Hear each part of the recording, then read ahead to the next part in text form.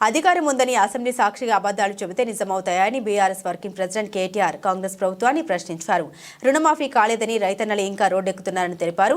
100% రుణమాఫీ అయిందని నిరూపిస్తే రాజీనామాకు సిద్ధమని శాసనసభ సాక్షిగా సవాల్ విసిరితే స్వీకరించకుండా ప్రభుత్వం తోక ముడిచిందని మండిపడ్డారు. రుణమాఫీ కాని రైతన్నలకు సర్కార్ ఏం సమాధానం చెబుతోందని నిలదీశారు. రుణమాఫీ జరిగితే రోడ్ల మీదకు వచ్చి ధర్నాలు చేయాల్సిన కర్మ రైతన్నలకు ఎందుకన్నారు.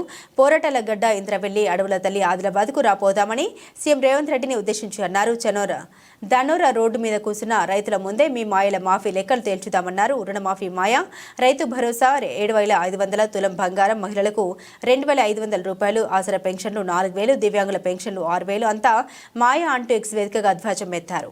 రుణమాఫీ విషయంలో వాళ్ళ బండారం బయటపడే వరకు బాధ అయింది. నువ్వు రైతు భరోసా ఎగ్గొట్టినావు.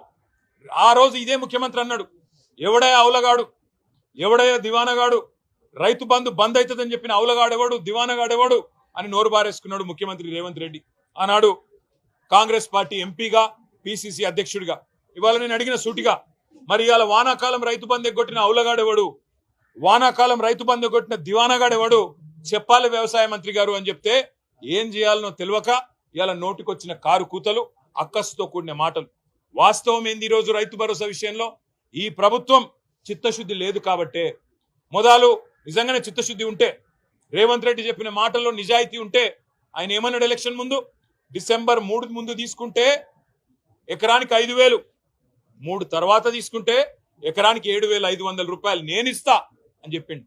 డిసెంబర్ 9 నాడు రుణమాఫీ చేస్తా అని చెప్పిండు.